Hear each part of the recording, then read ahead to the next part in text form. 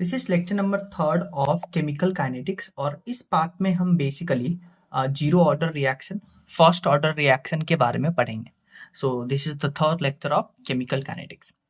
अब देखिए, सबसे पहले हमने लास्ट क्लास में पढ़ा था कि ऑर्डर कैसे कैलकुलेट करते हैं, एक रिएक्शन का ऑर्डर कैसे कैलकुलेट करते हैं वो सीखे थे। उसमें हम लोगों ने सीखा था, एक फॉर्मूला भी हम लोगों ने सीखा था कि अगर आपके पास कॉन्सेंट्रेशन में चेंज दे दे और रेट में चेंज दे दे तो उसके बेसिस पे अलग अलग केस बनता था। तो ये फॉर्मूला बेसिकली हम यूज करते थे, change in rate equal to change in concentration to the power order.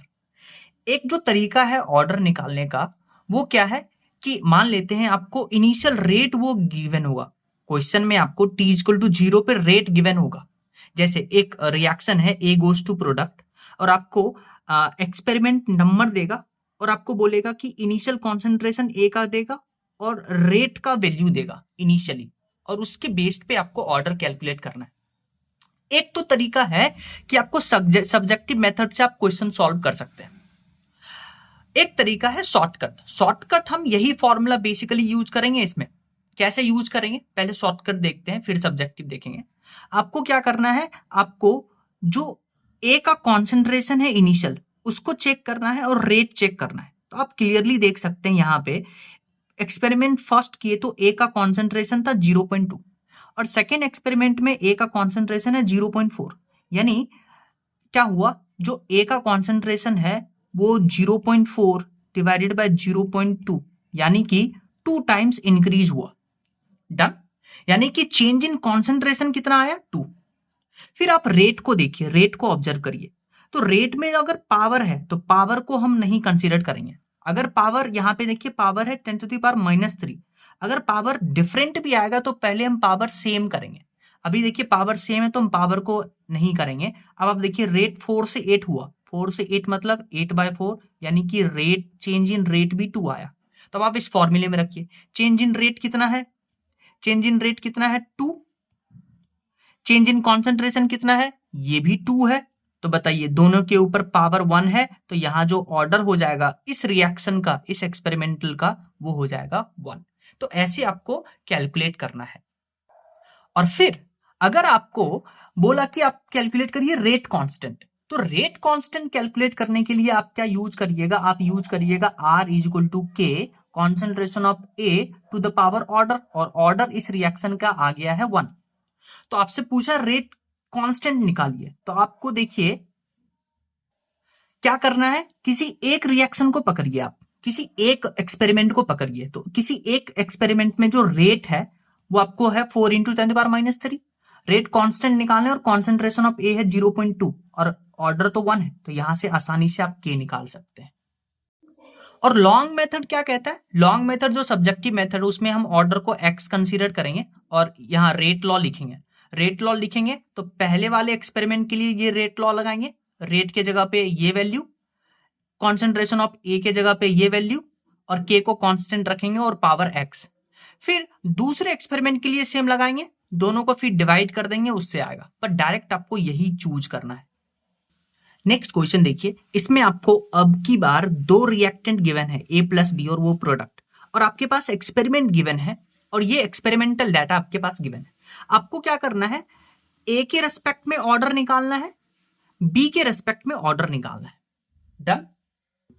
और उसके लिए हम एक ही फॉर्मूला यूज करेंगे, वो है change in rate equal to change in concentration to the power order. आइए हम पहले ए के रेस्पेक्ट में ये फॉर्मूला लगा के देखते हैं। तो जिसके रेस्पेक्ट में आप ये फॉर्मूला लगाते हैं दूसरे को आपको कांस्टेंट लेना पड़ेगा। तो देखिए एक को कांस्टेंट मान करके दूसरे पे ये फॉर्मूला यूज करना है। तो मान लेते हैं पहले ए के रेस्पेक्ट में निकालते हैं, तो हम बी का वो वैल्यू चूज करेंगे जो कांस्टेंट है, कांस्टेंट मतलब सेम है। तो देखिए यहाँ पे बी का वैल्यू सेम है तो आप ए पे फोकस करिए। ए पे देखिए 0.1 से 0.3 हुआ, तो ए का जो rate of change in concentration है उसको निकालने के लिए 0.3 डिवाइडेड बाय 0.1 करेंगे, तो ये आ गया ए का जो चेंज इन कॉन्सेंट्रेशन है वो आ गया 3। फिर ए के रेस्पेक्ट में रेट देखिए, अब देखिए यहाँ पे पावर अलग अलग है, तो पावर अलग अलग है, पहले पावर सेम करेंगे। तो इसमें क्या करिए आप, पावर सेम करने के लिए 1.8 को इसमें कन्वर्ट कर लीजिए और फिर 10 इसको तो 18 इंटू 10⁻⁻4। अब पावर सेम हो गया तो पावर को कंसीडर नहीं करेंगे। अब देखिए 6 to 18 हो गया तो 18 डिवाइडेड बाय 6 यानी कि जो आपका चेंज इन रेट है वो आ गया 3। डन। तो देखिए चेंज इन रेट है 3, चेंज इन कॉन्सेंट्रेशन भी है 3 टू द पावर ऑर्डर को मान लेते हैं x। तो अब देखिए x का वैल्यू आ गया 1, यानी a के रेस्पेक्ट में जो ऑर्डर आ गया वो आ गया 1। सिमिलरली b के रेस्पेक्ट में बात करेंगे तो a को कांस्टेंट मान करके, a को कांस्टेंट मानने का मतलब उसका वैल्यू सेम, तो हम इस एक्सपेरिमेंट और इस एक्सपेरिमेंट को चूज करेंगे। डन। तो a तो कांस्टेंट हो गया। अब देखिए b 0.3 से 0.6 हुआ तो दोनों को डिवाइड करेंगे तो चेंज इन कॉन्सेंट्रेशन आ गया 2। फिर रेट देखिए पावर अलग अलग है तो पावर पहले सेम करेंगे, इसलिए यहाँ पे डेसिमल को हम इसमें कन्वर्ट कर लिए। फिर आप देखिए 6 to 24 हो गए, 6 to 24 दोनों को डिवाइड करेंगे तो चेंज इन रेट आ गया इतना। अब देखिए चेंज इन रेट है इतना, चेंज इन कॉन्सेंट्रेशन है इतना। अब 4 को हम लिख सकते हैं 2 to the power 2, 4 को लिख सकते हैं 2 to the power 2 और इसको तो x यहां से क्लियरली देख सकते हैं 2। तो ये आया ऑर्डर b के रेस्पेक्ट में और ये आया ऑर्डर a के रेस्पेक्ट में। नेक्स्ट हम बात करते हैं डिफरेंशियल रेट लॉ, जिसको DRL से शॉर्टकट में लिखेंगे। तो रेट लॉ का जो डिफरेंशियल फॉर्म है और इंटीग्रल फॉर्म है वो हम डिस्कस करने जा रहे हैं। तो मान लेते हैं आपके पास एक रिएक्शन है A goes to प्रोडक्ट, इसका रेट लॉ लिखेंगे R equal to rate constant A to the power n। Order हमें नहीं पता। अब इसका डिफरेंशियल रेट निकला है, डिफरेंशियल रेट लॉ निकला है तो dt के रेस्पेक्ट में इसको डिफरेंशिएट कर दीजिए, तो इसको बुलाते हैं डिफरेंशियल रेट लॉ। तो -d/dt k A to the power n, इसको बुलाते हैं डिफरेंशियल रेट लॉ। फिर इसका इंटीग्रेटेड रेट लॉ भी कैलकुलेट करेंगे, पर उससे पहले देखिए यही जो रिएक्शन है A goes to product, T equal to 0 पे इनिशियल कॉन्सेंट्रेशन A0 अगर होगा तो मान लेते हैं T इक्वल टू T पे इसका x जो मोल है वो डिसोसिएट कर गया, यानी A0 माइनस x। तो x क्या है? Moles of reactant consumed.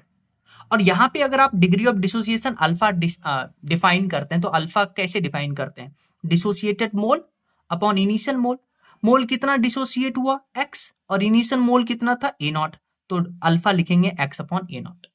लेकिन अगर आपके पास स्टोइकियोमेट्रिक कोफिशिएंट यहाँ 1 है, अगर आपके पास स्टोइकियोमेट्रिक कोफिशिएंट होगा, फॉर एग्जांपल इस रिएक्शन में A0 आपके पास गिवन है T इक्वल टू 0 पे, तो T इक्वल टू T पे आप लिखिएगा A0 माइनस 2x, x नहीं 2x, क्योंकि स्टोइकियोमेट्रिक कोफिशिएंट को कंसीडर करेंगे और इसका 3x इसका 5x। डन। तो आपसे ये देगा, ये कैलकुलेट करवा देगा और डिसोसिएटेड मोल दे देगा। अब हम बात करते हैं इंटीग्रेटेड रेट लॉ। तो अभी आप पढ़े थे डिफरेंशिएटेड रेट लॉ, -d/dt के A to the power n। अब क्या करिए, A to the power n को नीचे लेके आइए और dt को इधर लेके आइए और इंटीग्रेट कर दीजिए। कहां से कहां तक? 0 से t और इनिशियल कॉन्सेंट्रेशन से t टाइम में कॉन्सेंट्रेशन। तो जब आप यहाँ पे इंटीग्रेट करिएगा, ये स्टेप है, तो फाइनली आपके पास जो इंटीग्रेटेड रेट लॉ आएगा वो आएगा 1/n-1 into 1/AT to the power n-1 minus 1/A0 to the power n-1 equal to KT। अब देखिए AT आपको पढ़ना आना चाहिए। AT क्या है? हाँ, T टाइम पे कितना कॉन्सेंट्रेशन बचा। A0 क्या है? T इक्वल टू 0 पे इनिशियल कॉन्सेंट्रेशन क्या था, और K तो रेट कांस्टेंट है। और N क्या है? N का वैल्यू आपके पास 0 हो सकता है फॉर 0 ऑर्डर रिएक्शन। इंपॉर्टेंट क्या है कि इस इक्वेशन को यूज करते वक्त हम N इज इक्वल टू 1 नहीं लेंगे।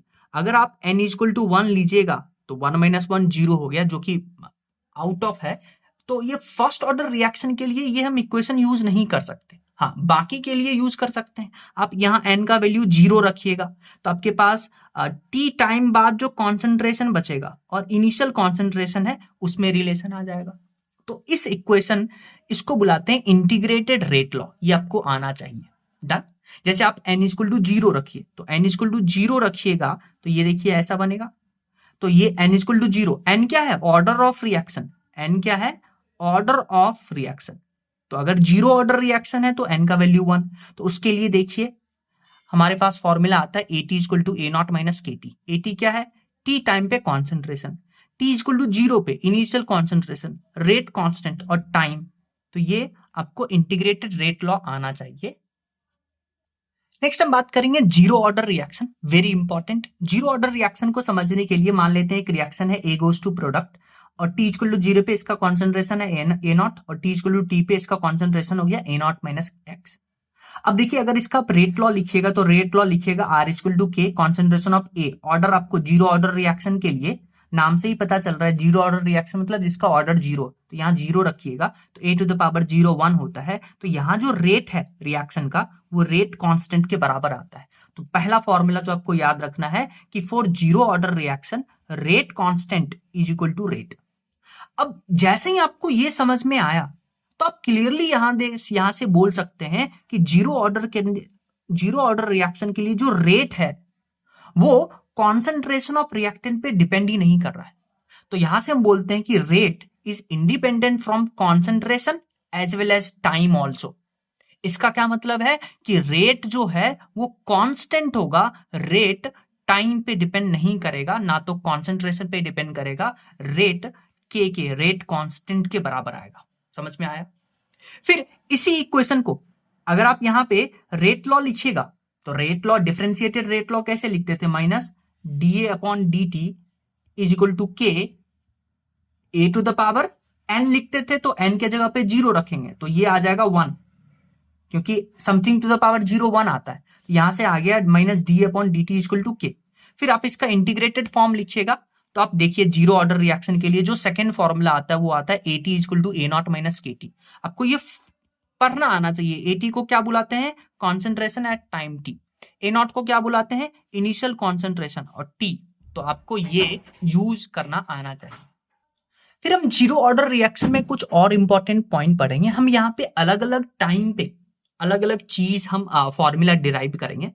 अगर मान लेते हैं आपके पास एक रिएक्शन है, अगर इनिशियली कॉन्सेंट्रेशन जीरो है तो इसको इनिशियल कॉन्सेंट्रेशन बुलाते हैं।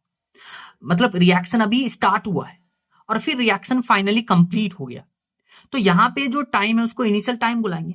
और यहां जब रिएक्शन कंप्लीट हुआ तो इस टाइम को हम बुलाते हैं टी 100%, या इसी को लाइफ टाइम भी बुलाते हैं। डन। और जीरो से लेकर के 100 के बीच में इनफाइनाइट टाइम हो सकता है। तो आपसे क्वेश्चन में कुछ भी पूछा जा सकता है कि टी 75% बताइए, टी 80%, टी 10%, 25%, तो कुछ भी पूछा जा सकता है। तो जैसे एक एग्जांपल लेके देखते हैं। मान लीजिए आपको बोला कि एक रिएक्शन जो है वो 75% कंप्लीट हो गया, 75% of the reaction gets completed. तो अगर आपको कुछ नहीं भी बोले तो आप इनिशियल कॉन्सेंट्रेशन 100 लेके चलिएगा। डन। अच्छा, 100 का 75% कंप्लीट हो गया तो बचा कितना? हाँ, तो ए नॉट को आप 100 लेके चलिएगा, कुछ नहीं गिवन है तो ए नॉट 100 लेंगे, तो 75% कंप्लीट हुआ तो बचा कितना? 25%। तो ए नॉट 100 लेंगे और 80 कितना लेंगे? 100 माइनस 75, यानी बचा कितना? 25%। और टी 75% को टी 3/4 भी लिखते हैं। डन। अब देखिए, जब ए नॉट नहीं गिवन है तब 100 लेंगे। मान लेते हैं आपको बोला कि ए नॉट है 2 मोलर और रिएक्शन 75% कंप्लीट हो गया, तो रिएक्शन 75% कंप्लीट हो गया, बचा कितना? 25%। किसका 25% बचा? इनिशियल का ही तो बचा। तो ए नॉट तो 2 मोलर आ गया, 80 निकालने के लिए हम क्या करेंगे? 2 मोलर का 25% बचा, यानी 2 का 25%, यानी 25/100, तो 80 आ गया 0.5। अब ए नॉट आ गया, 80 आ गया, तो आप ये फॉर्मूला यूज करके 80 equal to A naught minus K T, 80 equal to A naught minus K T, आपको ये दोनों पता है, ये देगा, ये निकालने के लिए बोल देगा, फिर ये देगा, ये निकालने के लिए पूछ लेगा। सिमिलरली मान लीजिए आपको बोला कि ए नॉट है आपके पास 4 मोलर और रिएक्शन जो है वो 60% कंप्लीट हो गया। अच्छा, रिएक्शन 60% कंप्लीट हो गया तो बचा कितना? 40%। किसका 40%? 4 मोलर का। तो 80 को लिखेंगे 4 ऑफ 40%, तो 80 आ गया आपके पास इतना। तो आपके पास ए नॉट आ गया, 80 आ गया, फिर आप ये फॉर्मूला यूज करके, क्योंकि जीरो ऑर्डर रिएक्शन में 2 ही फॉर्मूला है, एक तो rate is equal to rate constant और 80 is equal to A naught minus K T. Done. फिर हम 2 टाइम की बात करते हैं। एक तो जब रिएक्शन 100% कंप्लीट हो गया, टी 100% या टी लाइफ टाइम इसको बुलाते हैं, तो लाइफ टाइम ऑफ रिएक्शन, यानी कि time in which 100% of reaction gets completed. तो आपके पास क्या था? 80 equal to A naught minus K T, zero order reaction के लिए ये फॉर्मूला है।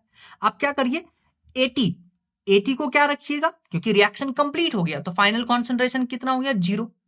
डन। और ए नॉट ए रखेंगे, ए नॉट के ए, और टी को रखेंगे लाइफ टाइम यानी टी 100%। तो 80 को 0 लेंगे कब, अगर टी 100% निकालना है। तो यहां से देखिए लाइफ टाइम का जो टाइम आ गया टी 100%, वो आ गया ए नॉट अपॉन के। ए नॉट क्या है, आपके पास है इनिशियल कॉन्सेंट्रेशन, जो कि आपको क्वेश्चन में गिवन होगा। के क्या है, रेट कांस्टेंट है। फिर एक टाइम होता है हाफ लाइफ टाइम, या जिसको टी हाफ या टी 50% बुलाते हैं। तो इसमें आपको क्या करना है, हाँ 80 के जगह आपको रखना है ए नॉट अपॉन 2, यानी कि हाफ लाइफ के बाद ए नॉट इनिशियल कॉन्सेंट्रेशन है, तो 80 क्या हो जाएगा, ए नॉट अपॉन 2। तो आप इस फॉर्मूला में 80 के जगह पे रखिए A naught upon 2, A naught minus K T के जगह पे टी हाफ। तो यहां से टी हाफ आपके पास आ जाएगा ए नॉट अपॉन 2 के।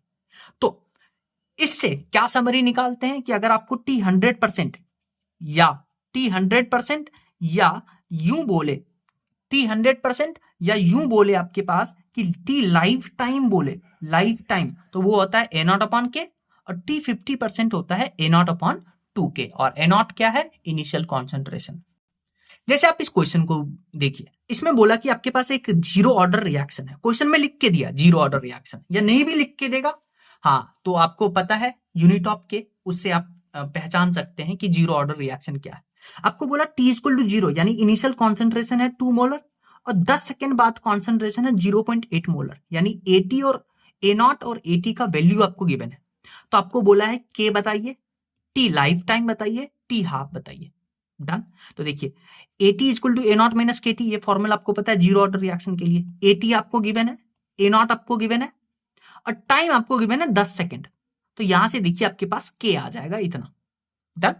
अच्छा के आ गया, तो आपको पता है जीरो ऑर्डर रिएक्शन के लिए जो रेट कांस्टेंट है वही रेट का वैल्यू है, यानी rate equal to rate constant, तो आपके पास रेट भी आ गया। अच्छा टी लाइफ टाइम 100% होता है ए नॉट अपॉन के, ए नॉट कितना है 2, और के का वैल्यू निकाल चुके हैं, तो टी 100% आ जाएगा। डन। क्योंकि आपको पता है एक जनरल रिएक्शन के लिए जो रेट लॉ लिखते हैं K A to the power N, N zero होगा क्योंकि जीरो ऑर्डर रिएक्शन है, तो रेट के बराबर आ जाएगा। अगर टी 50% पूछे तो वो होता है ए नॉट अपॉन 2 के, ए नॉट के जगह पे रखेंगे 2, के जगह पे रखेंगे ये, आंसर आएगा।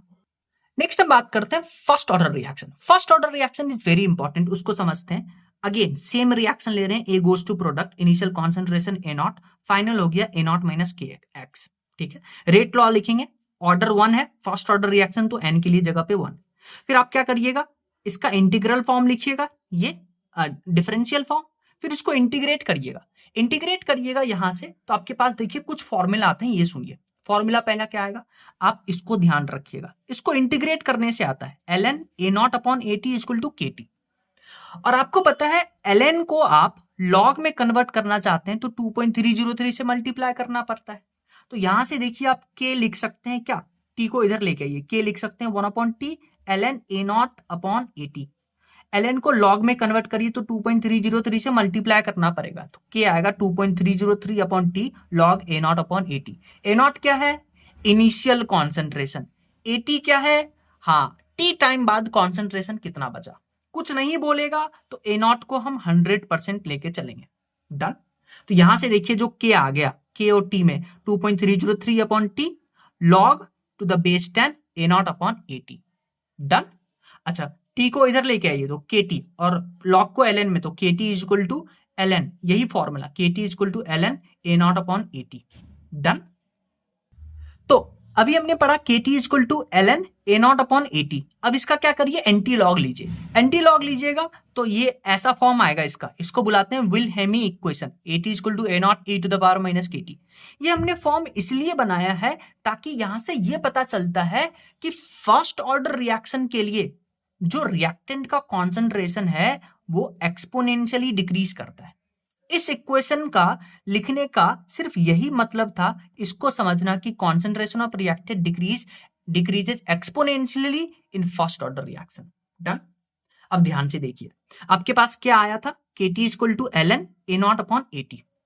डन। अब आप ध्यान से देखिए, हम निकालने जा रहे हैं दो टाइम, एक तो लाइफ टाइम मतलब t 100% निकालने जा रहे हैं, और एक हम निकालने जा रहे हैं हाफ लाइफ टाइम यानी t 50%, यानी t हाफ। तो आप यहां पे क्या करिएगा, 50% 100% मतलब फाइनल कॉन्सेंट्रेशन 0 आ गया, तो आप इस इक्वेशन में 80 के जगह पे 0 रखिए, जीरो रखिएगा तो आपके पास क्लियरली देख सकते हैं यहां जो टाइम आएगा इनफाइनाइट। इसका क्या मतलब है कि फर्स्ट ऑर्डर रिएक्शन को कंप्लीट होने में t इक्वल टू 100%, मतलब कंप्लीट होने में इनफाइनाइट टाइम लगेगा, इसका यही मतलब है। डन। तो यहां से बोल सकते हैं first order reaction never goes for completion. फिर अगर हमें T50 निकालना है तो T50 निकालना है तो आप अभी पढ़ के आए हैं कि इक्वेशन, इस इक्वेशन को देखिए K is equal to 1/T ln A0 upon AT। तो आप क्या करिएगा, T50% मतलब 80 हो जाएगा आपके पास A0/2। रिएक्शन हाफ कंप्लीट हुआ तो आप क्या करिए 80 के जगह पे A0/2 रखिए, A0/2 रखिए और टाइम के जगह पे T हाफ रखिए। तो आप T हाफ आपके पास आ जाएगा 0.693 अपॉन K और ln2 अपॉन K। तो ये फर्स्ट ऑर्डर रिएक्शन के लिए आपके पास T हाफ है। जीरो ऑर्डर रिएक्शन के लिए आपको याद होगा तो T हाफ आता था A0 अपॉन 2K और T 100% जीरो ऑर्डर रिएक्शन के लिए वो आता था A0 अपॉन K।